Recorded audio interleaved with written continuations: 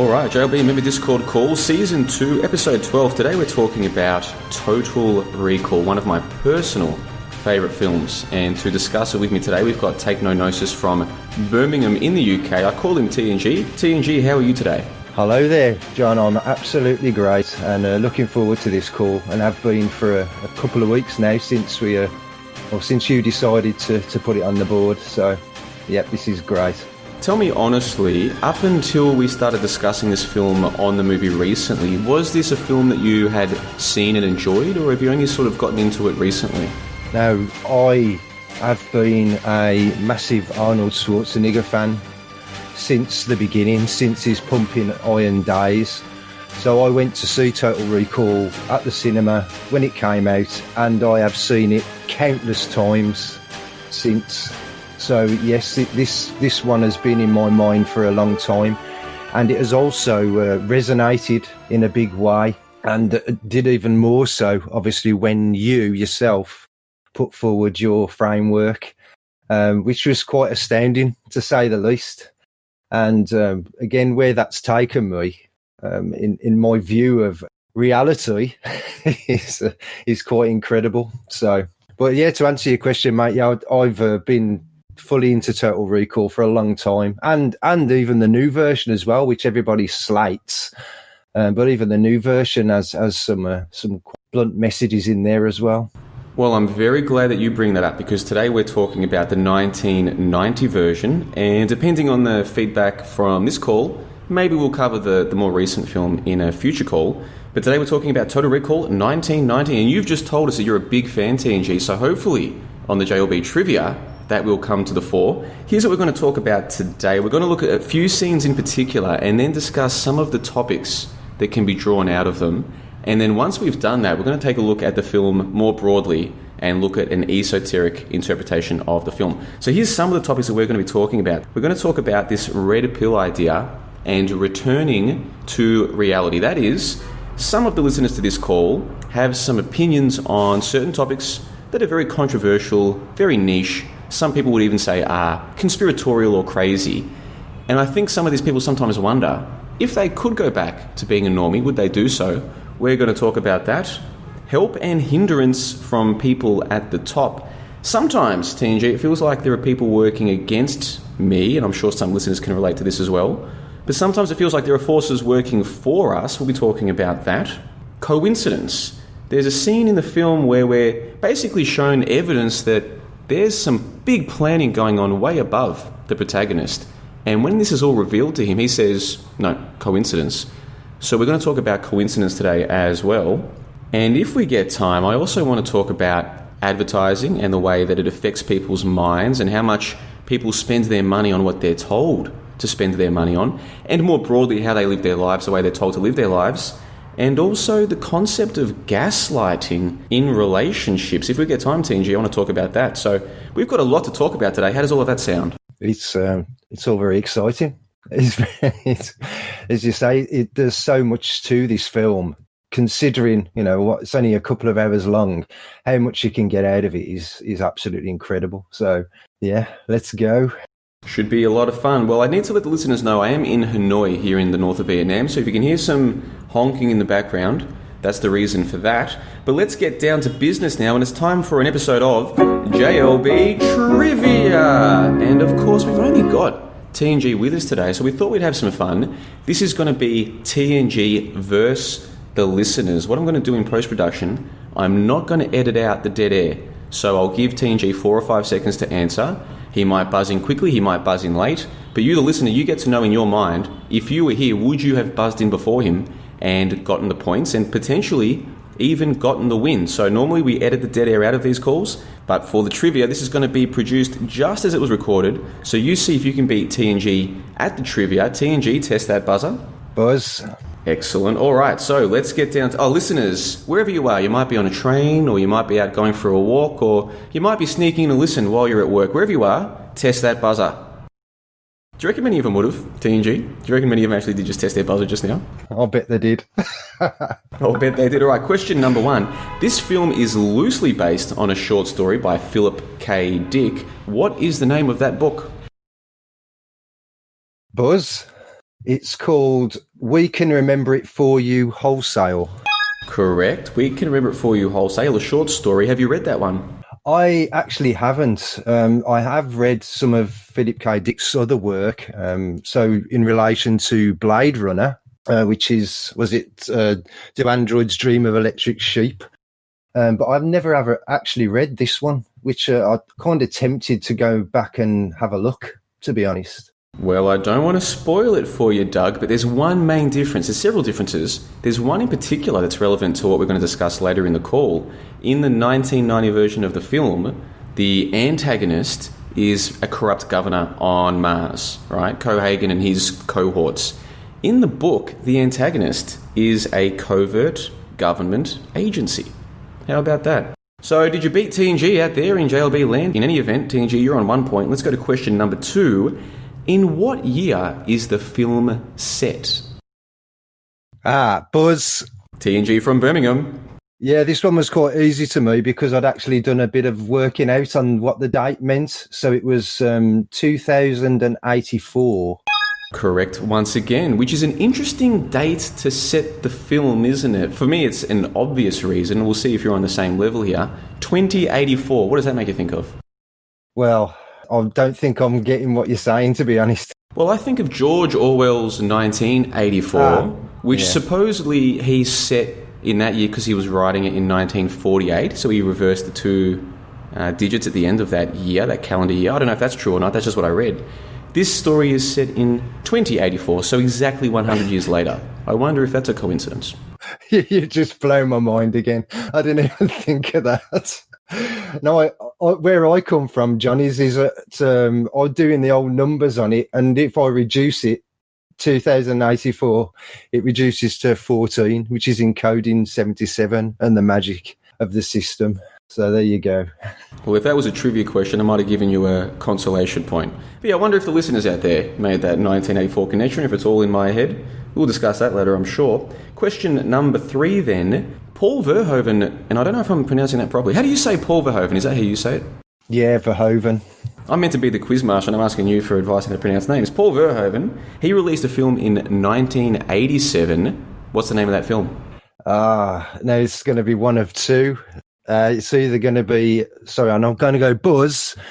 Yeah, you meant to say Buzz, man. You can't start talking while the listeners are thinking. The listeners got their thinking hats on and you're distracting them. So it should be, I think you're referring to Starship Troopers, aren't you?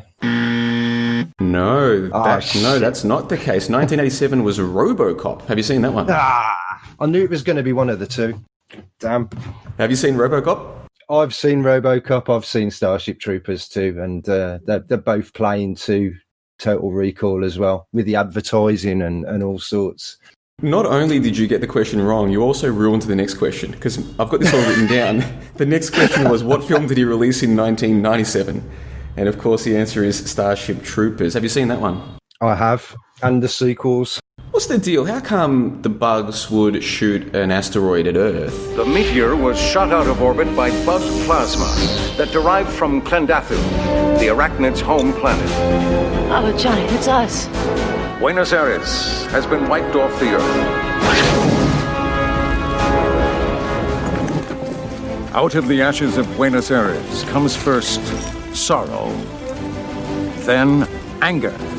The only good bug is a dead bug. Sky Marshal Deans announces plans for an offensive against Klendathu, source of the bug meteor that destroyed Buenos Aires. Like, why would the bugs do that? Do you know what I mean? Because that shooting the asteroid towards Earth was used as a justification to go and start war with the bugs. But why would the bugs do such a thing? It almost seems like a false flag, if you know what I mean. Like, all of a sudden they're just shown on the news, oh no, Buenos Aires or something has been completely destroyed by this asteroid strike. Let's go kill the bugs. And then a few years later we were told, man, there's baddies in caves underground. Good evening. Today, our fellow citizens, our way of life, our very freedom came under attack in a series of deliberate and deadly terrorist acts. The victims were in airplanes or in their offices, secretaries, businessmen and women, military and federal workers, moms and dads, friends and neighbors. Thousands of lives were suddenly ended by evil, despicable acts of terror. The pictures of airplanes flying into buildings, fires burning, huge structures collapsing, have filled us with disbelief, terrible sadness, and a quiet, unyielding anger. These acts of mass murder were intended to frighten our nation into chaos and retreat. But they have failed. Our country is strong. A great people has been moved to defend a great nation. Terrorist attacks can shake the foundations of our biggest buildings, but they cannot touch the foundation of America. These acts shatter steel, but they cannot dent the steel of American resolve. America was targeted for attack because we're the brightest beacon for freedom and opportunity in the world, and no one will keep that light from shining. Today, our nation saw evil, the very worst of human nature, and we responded with the best of America. The search is underway for those who are behind these evil acts. I've directed the full resources of our intelligence and law enforcement communities to find those responsible and to bring them to justice. We will make no distinction between the terrorists who committed these acts and those who harbor them. I appreciate so very much the members of Congress who have joined me in strongly condemning these attacks. And on behalf of the American people, I thank the many world leaders who have called to offer their condolences and assistance.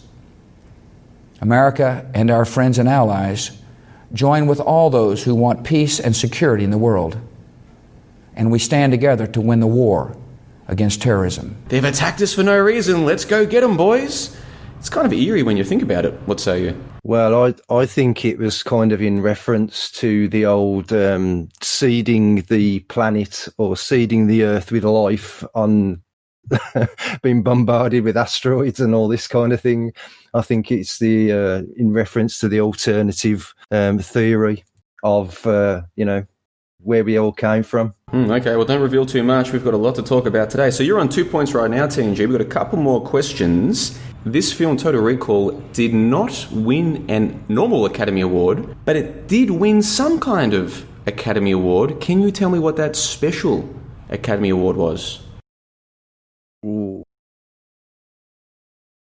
No, I'm going to have to be quiet on this one, mate. Dude, I don't even think Dante would have got this one. Dante, for new listeners, is one of our reigning champions of the JLB member Discord trivia. Now, I only learned about this today myself when I was trying to come up with questions for this quiz. Apparently, the Academy Awards, they hand out sporadically a special Academy Award. It's called I've got it written here, Special Achievement Academy Award. They don't give one out every year. In fact, they went 10 or 15 years without giving out any of these. But they gave out one to the film Total Recall for visual effects. So it didn't win a normal Academy Award, but it was given some kind of recognition at the 63rd Academy Awards.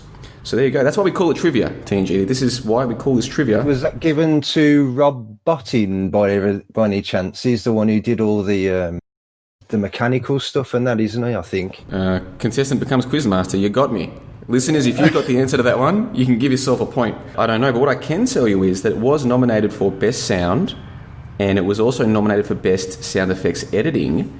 Can you tell me what film won the 63rd Academy Award for Best Sound? I'm basically just putting these questions in there for Dante, so he has to get something wrong. Dante, let us know, did you get this one? It was Dances with Wolves. It also lost out to Best Sound Effects Editing, Hunt for Red October. Now, what is the movie Hunt for Red October all about? Nuclear submarines. Nuclear submarines. Now, for listeners listening to this in the future, they're going to be thinking, why does that matter?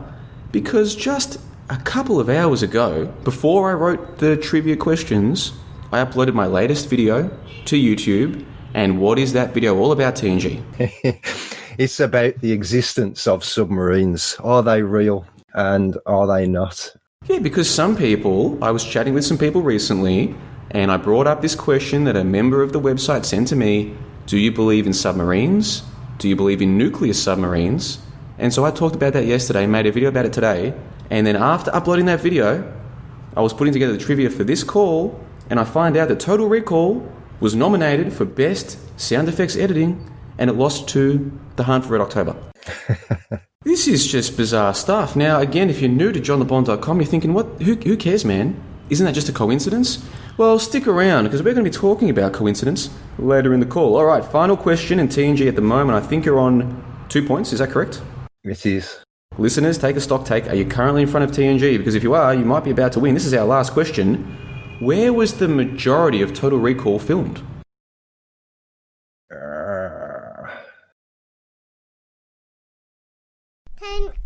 Time's up, my friend. Time's up. I tell you what, I'll give you a hint. It was not in the United States. It was not in the US, but it was pretty close. I think it was Mexico, wasn't it? It was Mexico, and the train stations were even in Mexico City. The train stations that we see, or the stations that we see, there's kind of like, I don't know how to describe that architecture, but almost like brutalist concrete. Not the most beautiful by modern tastes, I would say. That was apparently filmed in Mexico City's metro network. So there you go. So we can give you a point for that. You got in late, but I'll give you a point, mate. I'm feeling generous. So we'll give you 3 points. Listeners out there in johnthebond.com land, tally up your points. Did you just beat TNG? Only you can know. What did you think of those questions, TNG? A couple of tough ones in there for Dante, but overall, I think that was a reasonable trivia. What say you? I think if you'd got some familiarity with the film, then you probably would have got them. But I think that Academy Award one, that was a bit tough, mate. You know what? I just threw that one in there so I could talk about my little Hunt for Red October coincidence sync. That's pretty much the only reason I put that in there. And also you have to have at least one question that's too hard. You know what I mean? You can't make it too easy. If anyone out there did get that question, that's phenomenal. It's we're talking about Academy Awards from 28 years ago. Crazy stuff. So let's get into the discussion then, TNG. And like I said, we're going to talk about quite a few things that stem from the film. So when we do our reviews here at johnthebond.com, we're not just talking about the film on a surface level. We're talking about certain things that make us think about our own lives or how we live our lives, things that seem relevant to us as well. So I want to talk about this red pill concept, going back to reality. I want to talk about this idea of coincidence. What is coincidence? People doing what the TV tells them to do, and people gaslighting each other in relationships. That's what I want to talk about. And then later on, you want to talk about a broader look at the film and an esoteric idea of the film. Give us a bit of a heads up for what's going to happen in part 2 of the call. Tell us where you think you might be taking part 2 of the call. Well, I think that all of us are on a journey.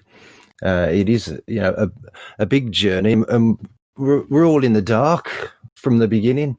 And I think Total Recall kind of gives us a bit of an overview of our own lives, those of us that are in the act realm, as it were, and also giving you a bit of a message to what ultimately seems to be the life purpose for being here. So, I think Total Recall is a bit of a game changer, to be honest. It really is. I love it. So that's what we'll be talking about in part 2, the forest, if you like. But here in part 1, we're going to talk about the trees, just a few set slices from the film.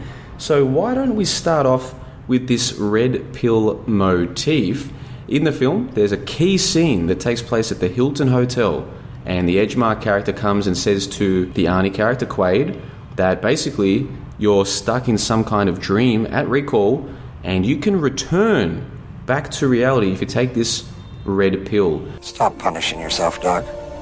You're a fine, upstanding man. You have a beautiful wife that loves you.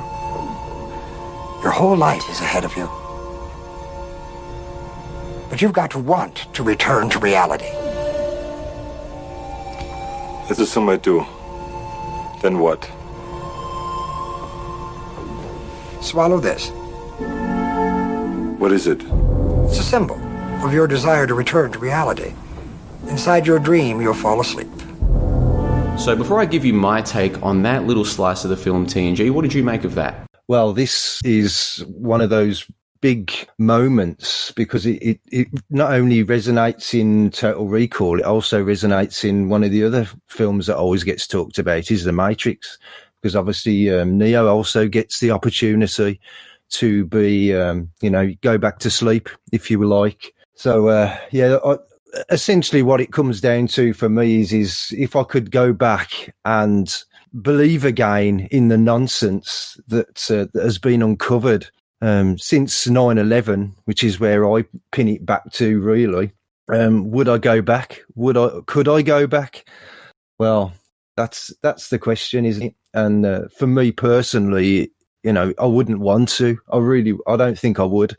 But again, is it, we're talking about go back and not have any memory of the nonsense. So that's a big question, isn't it? What if the pill was a little bit different? It didn't make you forget everything, but it gave you like a magical ability to fit in with the normies and to not be concerned or frustrated by some of the nonsense they believe, and basically just go back to a more normal life where no one's ever seen you make a Facebook post questioning vaccines, or nobody's ever heard you at a Christmas lunch questioning the news. Like, no one has any idea that you are any different from them, and you can just go back to fitting in. What if that's what the red pill did? Do you think you'd consider taking the pill in that case? No, not now. I think I've gone past that point, John. I think I might have done going back a few years, but now I think I realise that something much more is going on here, and for a reason. Why do I know what I know? Why does John LeBon know what he knows, and why do a lot of the members of the site know what they know? And this plays into the old non-player character meme and everything else. So you know what you know for a reason, because something is going on here, almost like a grand purpose. And to deny that, go back into the past, it's a big no for me. I think that what is the purpose of life? Well, we're probably going to get into that later on. And this red pill idea that you brought up here really does play into the esoteric meaning of the whole film, to be honest. I get what you're saying. Like, you don't want to unknow what you know, and maybe there's a reason why you and myself and dozens, if not hundreds of people around the world maybe have seen some things that a lot of other people have failed to connect the dots with. I get you on that. What I'm saying is, what if you could just go back to a time when none of your friends or family or anybody important to you knew that you had these opinions or beliefs? As far as they were concerned, you're just still the same person they always knew. You believe whatever they believe. You don't question the things that they don't question. At least when you're around them, things are totally normal and there was no truth, there was no skepticism. You could just fit back in. You could still have your other life on the internet or with people in real life who know this stuff, but with your friends and family, they're oblivious to what you know, and you don't get frustrated by what they don't know, and you can just go back to having friends and family and feeling connected to them. What if that's what the red pill was? Let me give you my answer, because this is a tough one. I'm 32 and I'm traveling the world and I've got this internet website and I make my money on the internet, and isn't this great? This is fantastic. Sure, it's all great and good. But too many people from my real life, they know that I do this, and so they know a lot of my opinions. And even if I've never tried to convince them of a single thing, it's offensive to some of them. Some of this stuff is just inherently offensive, and you can never undo that. And, well, you can't unless you've got this hypothetical red pill, this derivative red pill that I'm talking about. And I do think sometimes, man, if I could go back, I'd love to say to the 2013 version of me, bro, everything you learn, great, do it. It's going to work out great for you. Just you wait and see. However, never mention a word of this to anybody you care about in the real world, because that won't work. That won't work so well for you, my friend. Do you get what I'm trying to say? I do, John, and I think for me personally, I think in a way then that I do that, and certainly in work life where I have been, I would never mention anything. I might drop some jokes in, or something I might find funny, maybe, something about NASA or Mars, something like that. But ultimately, it's, especially in working life, none of this stuff would come up, and nobody would know anything about what I do or what I look into. It's just not a conversation you can have. And I did learn that quite a long time ago, that to bring any of these subjects up, you just start opening yourself up to not only ridicule, but you're going to be opening yourself up to some physical violence here. There's a member of this website who has told a story several times of getting into fisticuffs with his brother over the topic of 9/11. I mean, this is a real thing that does happen sometimes. You can see the anger bubbling, rising in people when you bring some of these topics up.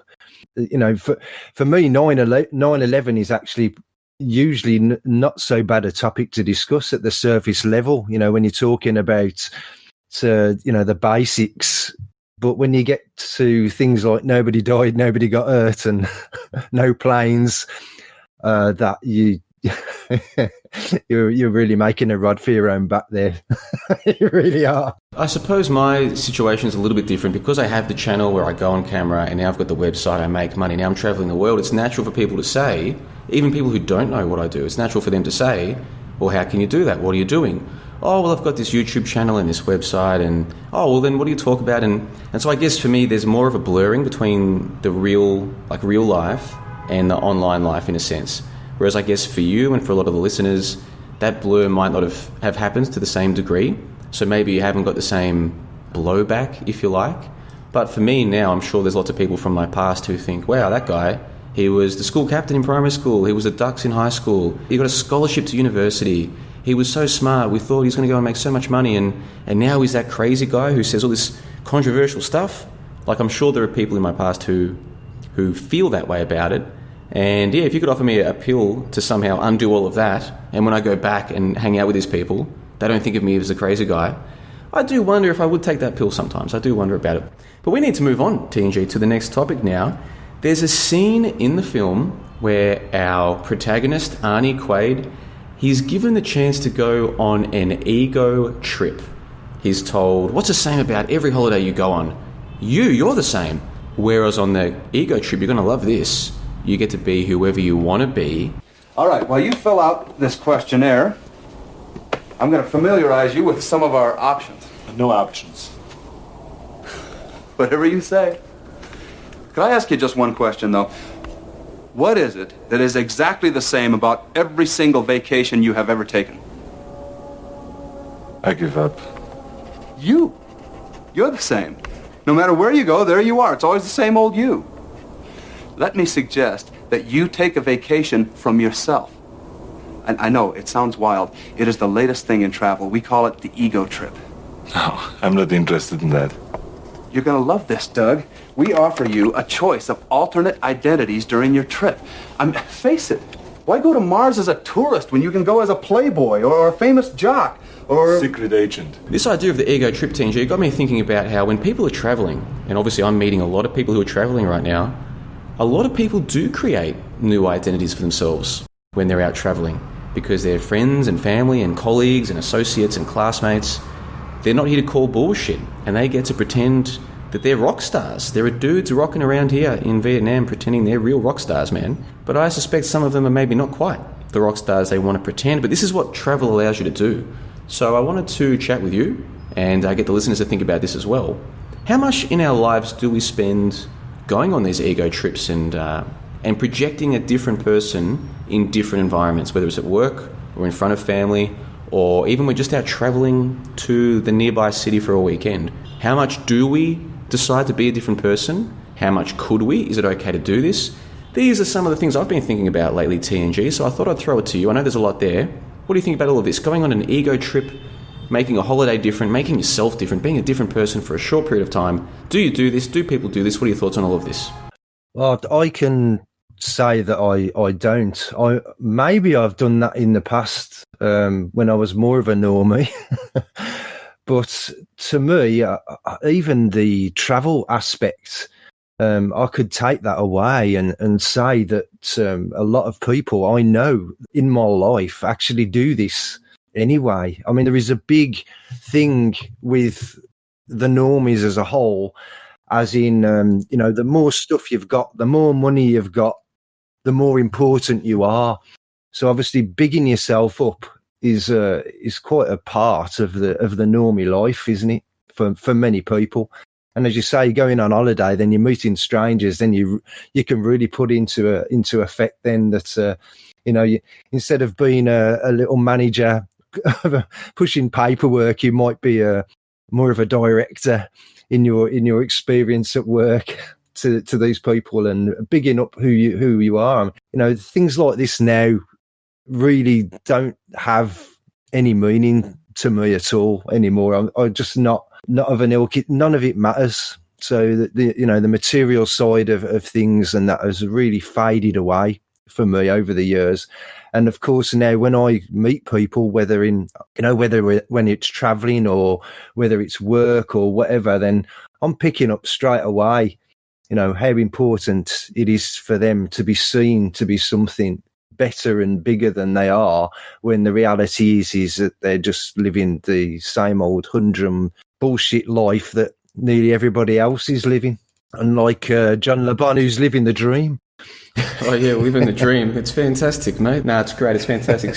So the angle that I was thinking of with this is also the different roles that people play, not just on holidays, but in different environments. So people will act one way in front of family. They'll act a different way when they're at work. They might even act a different way when the big boss is in town. He's only in town once a month, or when he's here, it's a totally different dude that you're seeing. All of a sudden, Paul isn't so fun. All of a sudden, Paul's Mr. Serious. Whereas the rest of the time, Paul's a great dude to work with, you know what I mean? The different roles that we play in different environments. It seems to me that this is a very natural thing for humans to do. What say you? Yes, again, totally agree with what you're saying, John, because as working in sales, this is something that salespeople on the road certainly do. So that they'll go into a customer and they will, assess the situation and put on the appropriate mask for the occasion, whether that be an interest in football or whether that be, an interest in whatever the person has in front of you. You kind of acclimatise yourself with that idea to just to make a sale, basically. That's all you're doing, but you're putting on a mask. And this is what people do. They put on many masks. But we do. I think it's a natural thing. And so obviously right now in the Western world, and I think also here in Asia as well, there's a lot of jobs that are completely unnecessary, superfluous, redundant. They don't need to be done. It's called some people refer to it as make work, right? All these jobs that are just completely unnecessary. And I used to see that as a bad thing. But over the last few years, I've come around to this idea that, well, you kind of need to give the masses jobs. You need them to have jobs to give them a sense of meaning. When they're at work, they have an identity. They're the person who has to do this. People need them to do this. People rely on them to do this. They get to boss other people around. They've got experience in the field, so they feel like they're required, all these kinds of things. In a way, if people can't create their own identity in the world, moment to moment, day to day, a job kind of gives people that, doesn't it? It does. And but again, I have found myself stepping out of the situation of my my thoughts on all this compared to what a normal person would have is probably so way out of the box. It's untrue. It really is. So like you said, but why do people do all these jobs that are meaningless? It's just really is keeping them busy, and the herd just keeps moving on and moving on. But for there are others out there who the putting an identity on yourself based on what you're doing as a job. It's really meaningless, isn't it? It really is. Well, perhaps for you it is, and perhaps for a lot of the listeners it is, but I'm sort of looking at the macro level here, looking at the masses and the way that they're organised and the way that they're trained and conditioned to be what they are. And I used to have this idea that, all this make work, it's a bad thing. Like, these people would be better off if they didn't have to go to jobs that are meaningless. But what I'm trying to suggest is that I've come around to this idea that it's not really meaningless, because for these people, this is their meaning. This is their identity from 7:30 to 4 o'clock, 5 days a week. And when they go to a family lunch on Saturday, or they go and socialise on a Saturday night, who are you? What do you do? I'm so-and-so. I'm da-da-da-da-da-da-da. It's giving them an identity. It's giving them meaning. They get to be this thing. Whatever this thing is, they get to be that. They need to be something, and the jobs give the people something to be. And maybe that's not such a bad thing, after all. That's what I'm coming around to anyway. No, I agree, as in the herd as a whole. What else, can you do to, that, like you said, the main question whenever you meet somebody new for the first time, that's the first one off the bat, isn't it? And what do you do? Or rather, what's your name? What do you do? And that's your essence. That's your whole thing. And what I'm going to say, well, actually, I'm a soul. I'm a living soul. What do you do? How much does that pay? Mate, It's 42. Oh yeah, that's pretty good. That's pretty good. How'd you get into that? On a related topic, let's make a little segue here. In that scene, because I'm talking to a salesman right now, I think you've told us that in the past, at least, you did work as a salesman, and I've been open about the fact that for a period of time there, in the past, I also was a salesman for a short period of time in the past.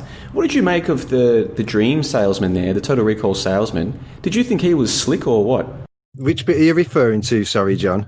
Where he's like, I don't want to spoil it for you, Doug, but blah, blah, blah, blah, blah, blah. And then you get the girl, you kill the bad guys, and you save the entire planet. Now you tell me, isn't that worth a measly 300 credits? You are a top operative, back under deep cover on your most important mission. People are trying to kill you left and right.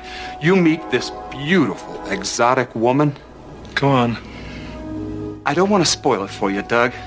But you rest assured, by the time the trip is over, you get the girl, kill the bad guys, and save the entire planet. Now you tell me, isn't that worth a measly 300 credits? When I watched that, I was like, this guy is slick. He kind of reminds me of me back in my heyday, back on the phones a few years ago working in that office. Good times working in sales. Good times. Up! Now what is it? You better get down here. Look, I am with a very important client. It looks like we got another schizoid embolism. I'll be right back. Mr. McLean? Mr. McLean? Bob, what's wrong? Don't let her leave! All right, so we've got through a couple of topics here. I think we're making good time. We're about 40 minutes into the call, and we've got through a couple of topics. This one, I'm really looking forward to your opinion, and I hope that some of the listeners will leave their thoughts in the comments below, because we're trying to spark some conversation here. There's a scene where Quaid is told quite blatantly, look, we've been helping you from the start. All the things that you thought were happening by accident or by chance, we set all of that up. We, the bad guys, were setting all of that up for you. The suitcase, the taxi driver, blah, blah, blah, blah, blah. We did all of that. You see, Quaid, none of my people could get close to Quarto. Fucking mutants could always sniff us out. So Hauser and I sat down and invented you, the perfect mole. You know you're lying. How's it turned against you? That's what we wanted you to think. The fact is, Hauser volunteered to become Doug Quaid. It was the only way to fool the psychics. Oh, get your story straight. This idiot here has been trying to kill me ever since I went to recall. You don't kill somebody you're trying to plant. He wasn't in on it. You set him off by going to recall. So why am I still alive? We gave you lots of help. Benny here. My pleasure, man. Guy with the suitcase, the mask, the money, the message from Hauser. All of that was set up by us. Sorry. Too perfect. Perfect my ass. You pop your memory cap before we can activate you? Richter goes hog wild, screwing up everything I spent a year planning. Frankly, I'm amazed it worked. And so the reason why that particular bit sticks out to me, TNG, is because a lot of things have happened in my life that seem like something has been trying to help me. That's what it seems like. It seems like something has been trying to help me succeed and to do things that no one's ever done before. And I'm not a religious person. I wasn't raised in a religious household. But 5 years into this journey through the so-called truth movement, the Act Realm as we call it, I can't help but feel that something is looking out for me. And that scene kind of stuck out to me, that there's something, whether it's good or evil, I'm not sure, it seems to be giving me assistance along the way. Does any of this make sense to you? It certainly does, John. And I think the sync side of it even more so. But when you look back, there's always events and things that happen in your life that, you'd think, well, how did that happen? Where's that come from? Or, and people have just walked in and walked out of your life, and things have happened from, like a spiral then going on from that event. And you think, wow, everything's kind of changed for you. And, wow, that's certainly happened for me since coming to johnlebon.com, my life opening up and all these things. And as you say, help along the way.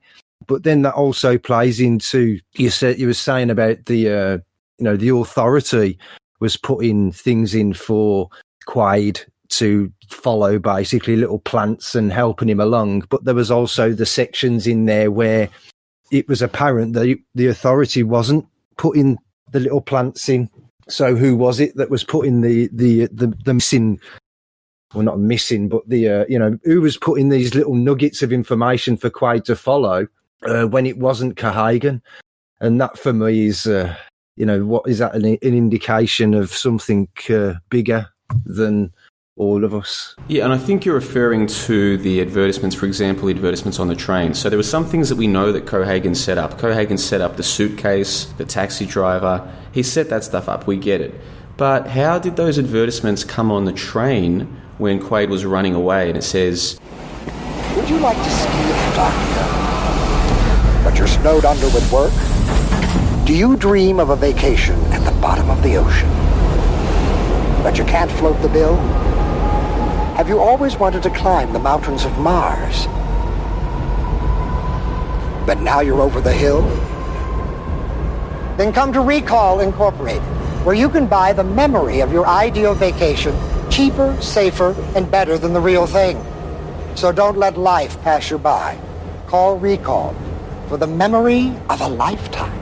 For the memory of a lifetime, recall, recall, recall. And then later in the film, we see the advertisement saying, "Go to Mars." Don't settle for pale memories. Don't go for fake implants.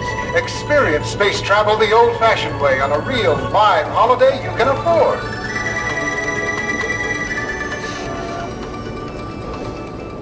Where did those advertisements come from? Were those Cohagen as well, or was there something bigger than the Mars Corporation or the corrupt Mars government? Was there something bigger giving Quaid hints as well? I think that's what you're getting at there. It is for sure, and there were other types or moments in the film, wasn't there? And there was also obviously the parts when he was helping himself. So when he'd wrote himself a letter from Hauser or a message from Hauser to Quaid, telling him to go and find Melina at meet her at the strip bar or whatever it is. Is that another clue as to part of what's going on around us in here and with Sync?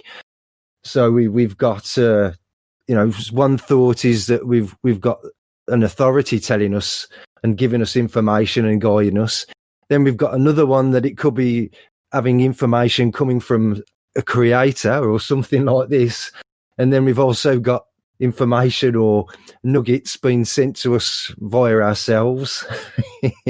And is that telling you something about Sync, which a certain member of this website has been, let's just say, making notes of this in his own little area, saying that he thinks that Sync is coming from yourself and not from God, as it were. Yeah, well, the first hour of the call might be a bit more public than the second hour. So for those of you who are listening to this and you don't know which member TNG is referring to, if I can summarise it, TNG, you tell me if I've got a fair summary of this. There's a member of this website who is big into this concept of sync, this idea that coincidences are not coincidences, they're signs or they're markers or they're something from a bigger thing than most people believe in. And what this particular member is suggesting is that actually our own thoughts might change the physical reality. As crazy as that sounds, the things that we focus on, the things that we think about, the things that we visualize, might actually bring, for instance, news stories into being. That is, for example, if somebody is thinking about the topic of, let's say, the Titanic event, this Titanic disaster that happened decades and decades ago, and someone decides by random chance, I'm going to start researching that event and seeing what really happened. What information do we really have about that event? What are the conflicting stories and what's the best inferences I can come to? And then all of a sudden the next day, there's a news story, there's a new journey out to see the Titanic wreckage, there's a tour group and we can take you. So by amazing chance, this person is researching Titanic, and then a couple of days later, there's a new news event. Hey, there's a new voyage out to see the Titanic. What this member seems to be suggesting is that that's not a coincidence. The person's thoughts and focus have led to a news story. As outrageous as that sounds, TNG, do you think that's a fair summary of what the member in question is putting forward? It is, yes, and it also plays into what Velocet, who's sitting in the chat now. Also, we had another coincidence with the Total Recall, because when you posted that we were going to do the Total Recall call, then somebody put onto the server about a Total Recall review, and this review is new. It's just been done when you announced that Total Recall was going to be the subject of discussion. So it's things like this that kind of blow your mind. They really do. It's like, where's this coming from? It's, this, we're talking about a 1990 film, for God's sake. So just for more context for the listeners again, though, because we need to remember they might be listening in the future, they might not be on the Discord server. So what you're saying is that we announced we were going to do a review. We're doing our podcast now on Total Recall. This was announced a couple of weeks ago. And then subsequent to that, a different YouTuber who's not part of this website, who has a large audience, out of the blue has also done a review of Total Recall. That's what you're talking about? Yeah. And so the question is, what are the chances of that? Total Recall was made almost 30 years ago. What are the chances that this website, johnthebond.com, which is in the grand scale of things a very small website, that we're doing a podcast on this, and then all of a sudden this much bigger channel is doing it? Like, what are the chances of that? Is kind of where you're going with this, I think. Yeah, it's all a coincidence, isn't it, John? Yeah, and so it'd be easy if someone was very, and I don't want to use the word egotistical because that's got a certain meaning in the context of this call, but it's not that you're suggesting that, this person's copied us. That's not what you're suggesting at all. Like, this is not they saw it and then wanted to do this. They would be oblivious to this website, and yet somehow the idea has popped into their head to do this movie. Of all movies, they've decided to do this review. So what is that thing? How does it pop into our heads to do this call on this website? And then without these people knowing us, and we don't believe they know us at all, it's popped into their head. What are the chances of that? Is kind of the thrust of all of this. It is. And it's one to contemplate for a long time, I think. It's really hard. But as I say, when we mentioned the member of johnthebond.com who is thinking about whether it's us ourselves that are creating this reality around us, and in essence creating the sinks as well. It's yeah. Yeah, we've gotten a little bit esoteric for the first call. The idea is we're going to try and make the first call more publicly accessible and the second hour more esoteric. I think we've gone right off the deep end just now, TNG, but that's okay. That's okay, no problem there. People have got an idea of what they can expect in hour two. Just getting back to this idea of things being done for us, or help from above, or help from somewhere. Getting back to that sort of specific angle on this particular scene, I look back and I think, how did I first start looking at so-called conspiracies in the first place, right? 6 years later, and I'm running this website, and I'm making enough money from it to travel the world, which I've always wanted to do, and I get to run my own Discord server and my own little super agency, and I'm having fun, and I'm enjoying life doing this. And this is 6 years in the making. Some people would even say that I'm living the dream. It's not quite as glamorous as it might seem, but some people would even say that I'm living the dream. But if I go back 6 years, how did I first start looking at Sandy Hook or Boston bombings? It was a YouTube autoplay, or it was a YouTube recommendation, or I've seen it on an internet forum somewhere. Someone said, hey, check out this footage. There's something not quite right about this particular news event. How did that happen? Why would YouTube recommend it, or why would I see this randomly on an internet forum?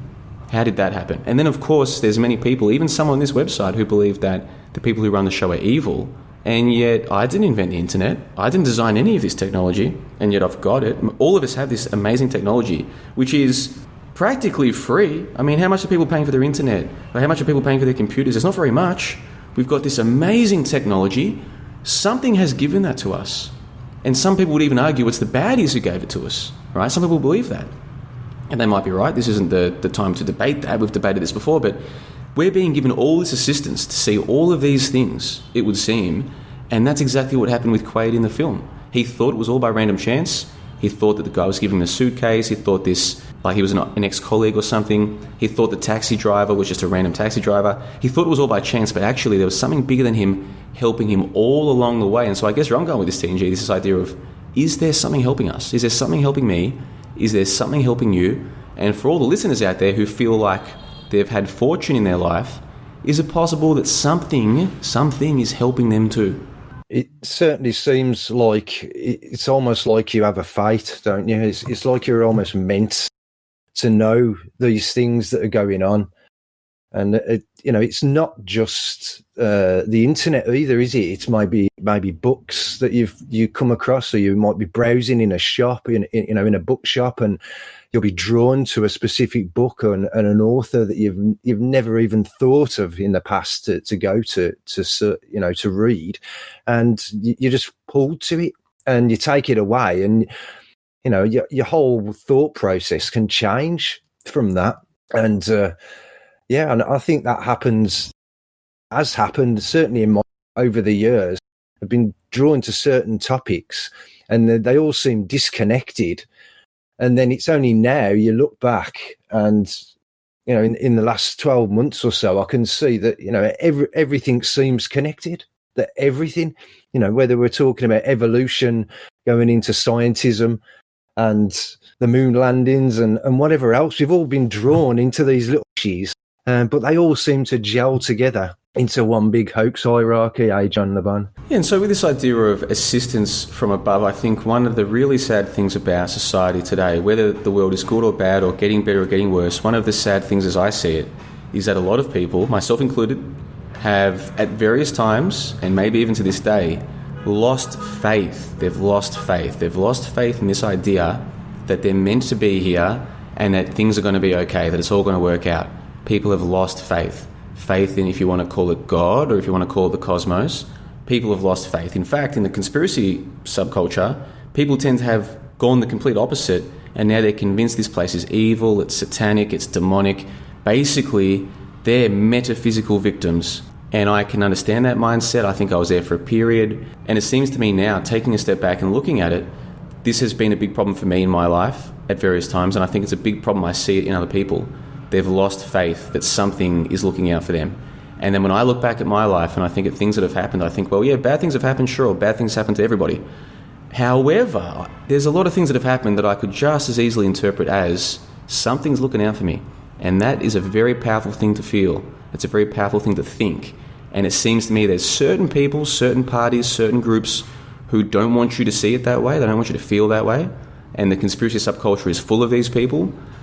But I would suggest to anyone out there who does sometimes think the world is against them to reconsider when they lost their faith and why. Because I think children have it. Children have a faith that everything's going to be okay. And then at some point, we lose it. And I think life is much better when you do have faith that something's looking out for you. And in the case of Quaid, something was looking out for him. So why am I still alive? We gave you lots of help. Benny here. My pleasure, man. Guy with the suitcase, the mask, the money, the message from Hauser. All of that was set up by us. Now we need to move on. We're running out of time here. Let's move on to the next topic, TNG. This one is to do with coincidence. It ties right in with what we just spoke about. When it's laid out for Quaid that these things have all been set up for him, and it's kind of pointed out to him, come on, you decided you wanted that girl and then you got that girl. I mean, come on, this is all you're making. This is you doing all of this. You're in charge. You've been in charge of this delusion the whole time. Think about it. Your dream started in the middle of the implant procedure. Everything after that, the chases, the trip to Mars, the suite at the Hilton, are all elements of your recall holiday and ego trip. You paid to be a secret agent. What does Quaid respond with? Bullshit. It's coincidence. Bullshit coincidence. The topic of coincidence, give me a minute or two of your thoughts here, TNG. What does the word coincidence mean to you? Well, I'm deeply into syncs now and synchromisticism, but obviously we have gone through this before with the basic sync concept of things happening that don't or shouldn't be related, and they are or seem to be subjectively maybe in your own mind. But the normal response was what Quaid gave, which is quite surprising to me with the themes and everything going on in this film, is that Quaid himself, after finding out so much up to that point in that movie, he then calls bullshit on it. So it's quite interesting. I mean, what kind of message does that send out? You'd have thought it'd have been the other way around, and it actually, yes, I can see what you're saying. Yeah. Well, it's a key element of the whole narrative of the story, of the plot line, that this guy doesn't realise he's in a dream. If he's in a dream, he doesn't realise it's his delusion. If it's a delusion, he'd rather stay in that mindset. And this does seem to me to be a very normal thing for people who are supposedly awake, for people who are supposedly asleep. Whatever delusions we have built, if we're happy enough in them, we'd prefer to stay there. And it seems like in that particular scene, that's the choice he's making. Of course, it's played off as he decides to shoot Edgemar in the end because of the sweat, just as he was starting to think, maybe I am deluded, and it's time for me to go back to reality. He sees a sweat on Edgemar's face and he shoots him. There is a moment where it looks like he is actually reconsidering if he has lost his mind. There is. Again, this is also relatable and more so to the whole purview of the movie itself, and how the whole thing relates to all of us here at johnlebon.com. A couple of weeks ago, we were looking at 12 Monkeys, and it was the same thing in that film where you've got the main character. He starts off believing that he knows what's going on, but then he starts to become convinced, actually, no, maybe he's crazy, or he's deluded, or he's losing his mind. James! What? There's a policeman over there. Pretend you don't know me. No, I want to turn myself in. Where is he? James! Where is he? Down! Come on. No, it's okay. I'm not crazy anymore. No. I mean, I am. No. I'm mentally divergent. I know that now. I want you to help me. I want to get better. I want to get better. We see it again in this film, and I'm sure lots of listeners and TNG maybe as well can relate to this idea of thinking, maybe I am the crazy one. Maybe I am crazy. You know, taking a step back, it's a daunting thing to consider that maybe you are the crazy one after all.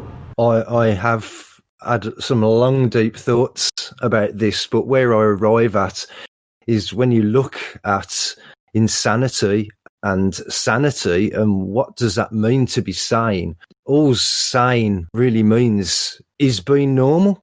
And what's being normal is being the normal programmed people that the herd, again, that are walking around, you know, that's to be sane? So if that's to be sane, I certainly probably am. I'm certainly insane from how they'd view me and my thoughts compared to the mainstream knowledge, as it were, of how reality works.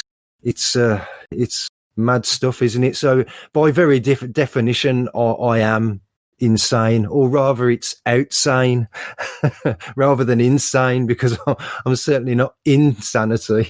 I'm out of it.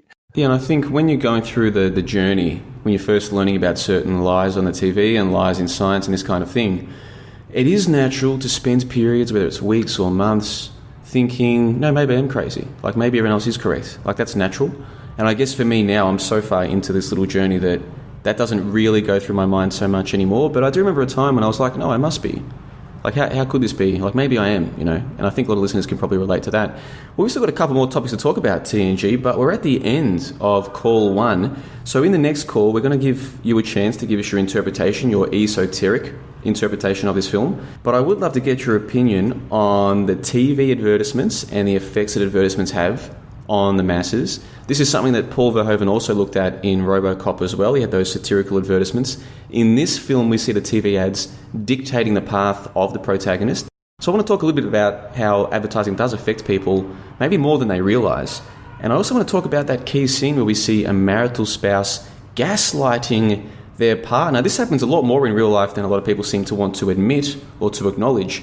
So I'd love to get your opinions on that as well. But we have to go to a break and come back for part 2 in a moment, TNG. Will I see you there? You certainly will, John. This is great stuff. Excellent. Well, what we'll do now is we'll go to the credits. These are the people making these calls possible. And we'll be back in a few moments for part 2 of the call, which is available at johnlebon.com. But until then, TNG, sign off for us on part 1 of the call. Give us something to take us to the break. Well, I think that people need to come and sign up as a member of johnlebon.com if they're listening to this free. The toy is activated, Michael. We will be back in a moment with part 2 of this presentation, which is available as a separate file from johnlebon.com.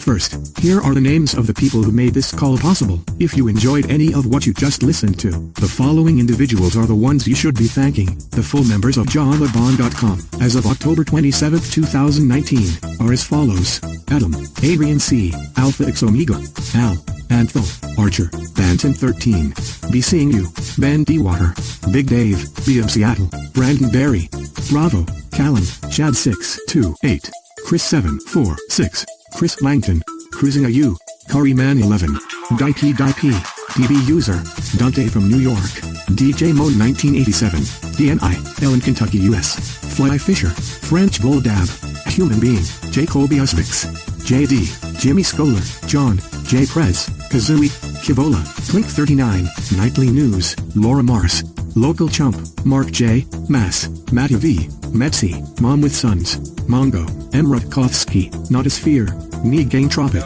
Not Raw Tees, Not a Truther, Off Story, Permaculture Hill, Phil Hermani, Philip BBG, PJG, Panoku, Ponsot, Ravi, Rico, Salzburg Gold, Sarah Shadow Tiger, Snake Pliskin, Stanson, Stone Maverick, Sonny, The Portland Thinker, The Prophet 49, Tiki Limited, Truth Grasshopper, Uninspired Thought, Velocet, What's Up Sport, Who Knows, and the Super Agents of JohnLeBon.com. Number 1 Alistair Kane, Number 5 Funk, Number 7 Technonosis, Number 11 Epoch Shaker, Number 21 Waterman Chris, Number 27 JPC, Number 33 Hando, Number 34 Truth 34, Number 88 Nate M, Number 138 Original Simulant, Number 333 Todd P. Thanks to each and every one of you. Without your support, this website would not exist. That's a fact. Now, on to part 2 of this presentation, which is available as a separate file from JohnLeBon.com. And remember, nobody died,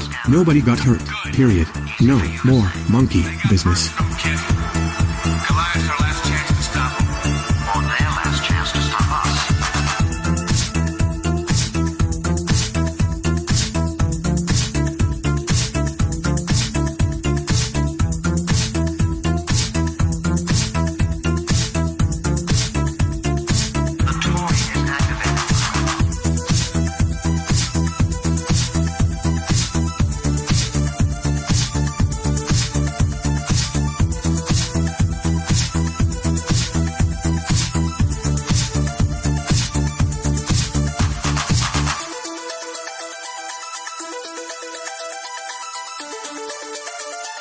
The toy is activated.